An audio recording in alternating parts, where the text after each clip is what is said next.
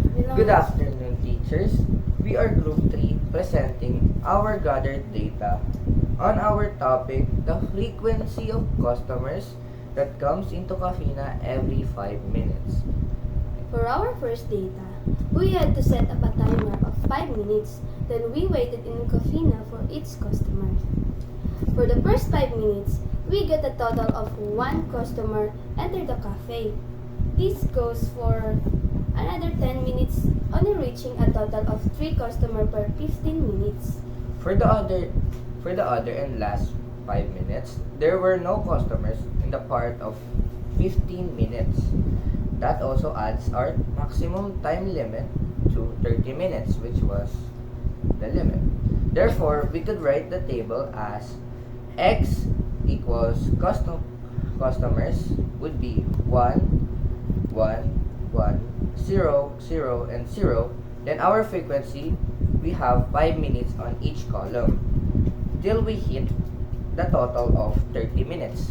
Then after this, my group mates would explain how to solve it manually. Good day everyone, we are Group 3. Our topic is about the number of people entering the cafena every 5 minutes. We observed the cafena for 1 hour and recorded this data. So, the X is the people who entered the cafe store. And the frequency is the minutes. So, the total of minutes is 30.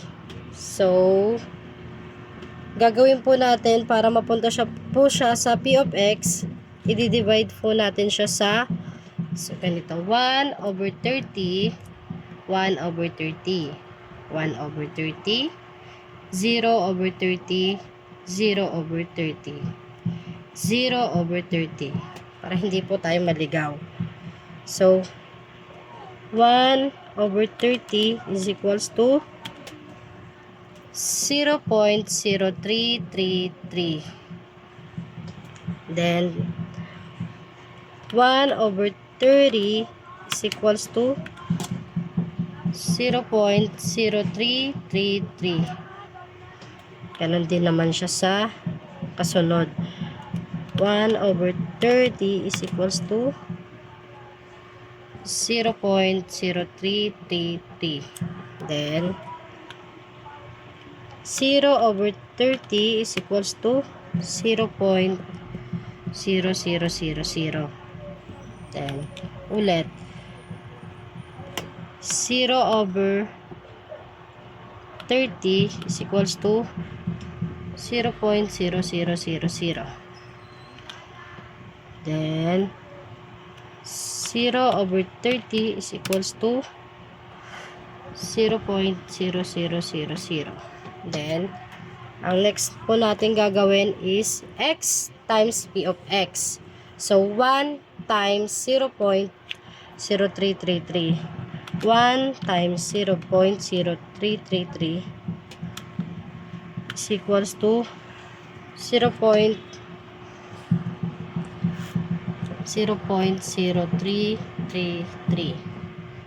Then, ganun din naman po siya. 1 times 0.0333 is equals to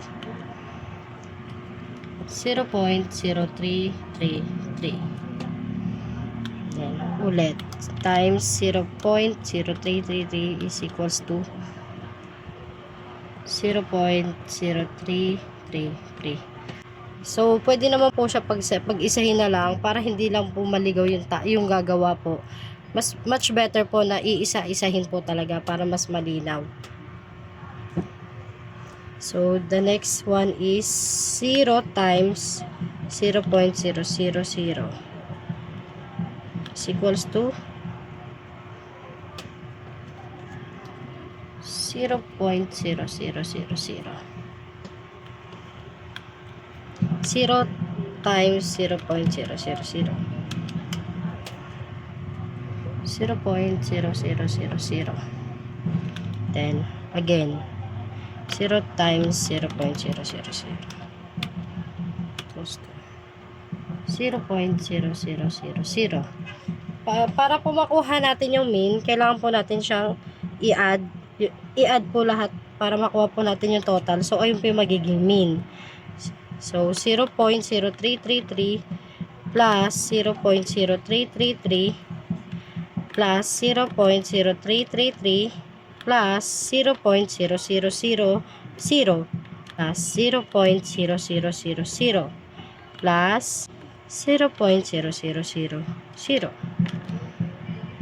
Ang total po is 0.0999. Ang mean po niya is 0.0999. So, ang next na gagawin po natin is x minus mean. So, 1 minus 0.0999 is equals to 0.9001.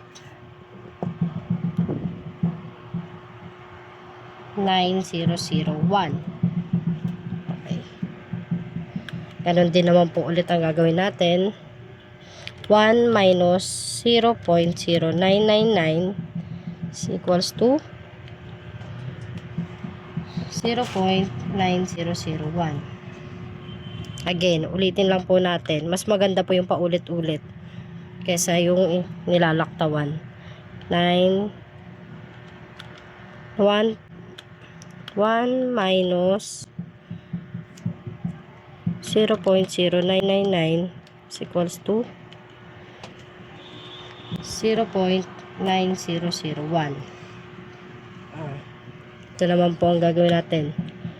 0 minus 0.0000 is equals to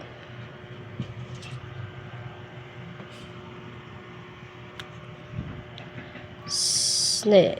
Ang gagawin natin is 0 minus 0.0999 is equals to negative 0. Negative 0.0999. Ulitin po natin. 0 minus 0.0999 is equals to negative 0.0999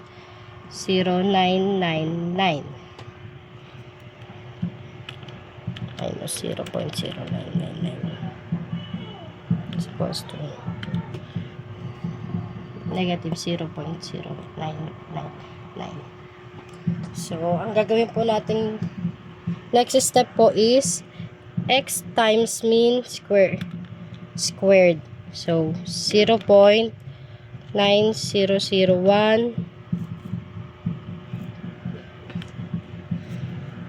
squared. So, magiging 2 po siya. Magra-round off po siya. 0.8102. Ulitin lang po natin. 0.9001 squared. 0.8102.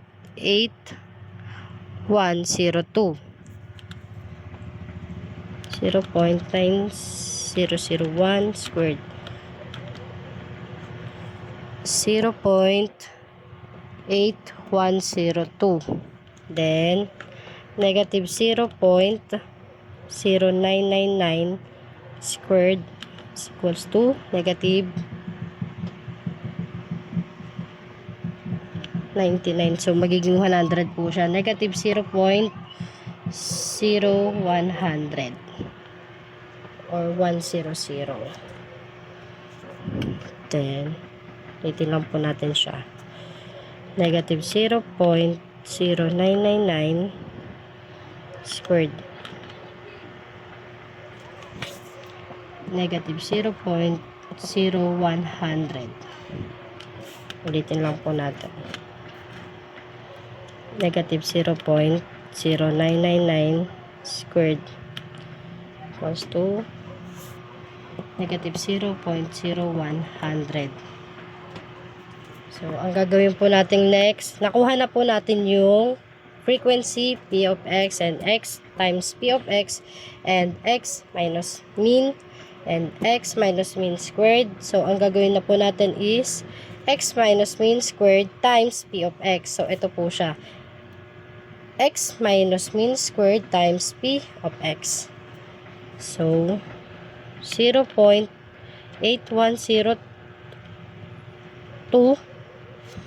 times 0.0333 is equals to 0.0270. 0.0270. Ganun lang din po ulit. 0.8102 times 0.0333 is equals to 0.0270. Inuulit-ulit ko lang po, pero kayo na po bahala kung gusto nyo pong i-same na lang po siya. Total naman po pare-parehas lang po ng numbers. Kaya pwede na rin naman po siguro sa inyo yun. 0.8102 times 0.0333. Ulit. 0.8102 times 0.0333 is equals to 0.0270. Then, negative 0.1 negative 0.0100 times 0.0000 is equals to 0.0000. Negative 0.0100 times 0.000 equals to, ganun din siya, negative 0.0100 times 0.000 equals to 0.0000. So, para makuha po natin yung variance, kailangan po natin gawin is additional din po. I-add po natin para makuha po yung total. So, ayun po yung magiging variance. 0.0270 plus 0.0270 plus 0.0270 plus 0.000 plus 0.000 plus 0.0000 is equals to 0.810. Ito na po yung variance natin, 0.0810. So, para makuha po natin yung standard deviation po niya, gagawin po natin, i-squared lang po natin siya.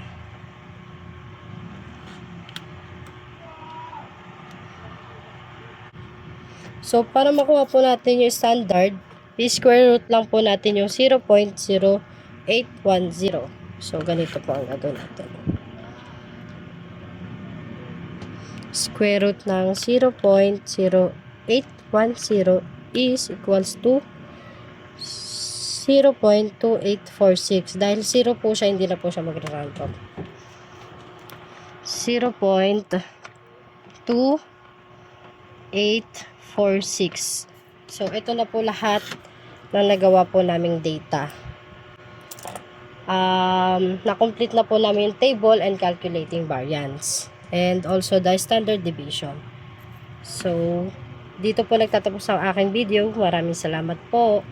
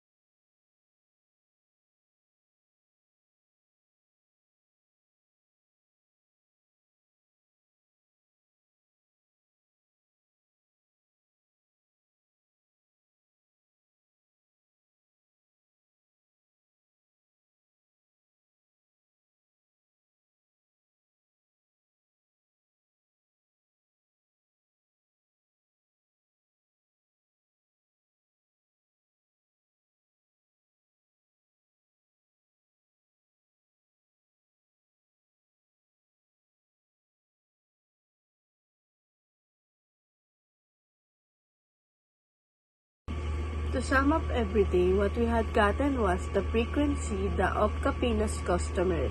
Every 5 minutes, what we had gotten is that there were a total of 3 customers in the span of 30 minutes. This finding may benefit Capina's owner, teachers, and students that we may use as a reference data for their study and research.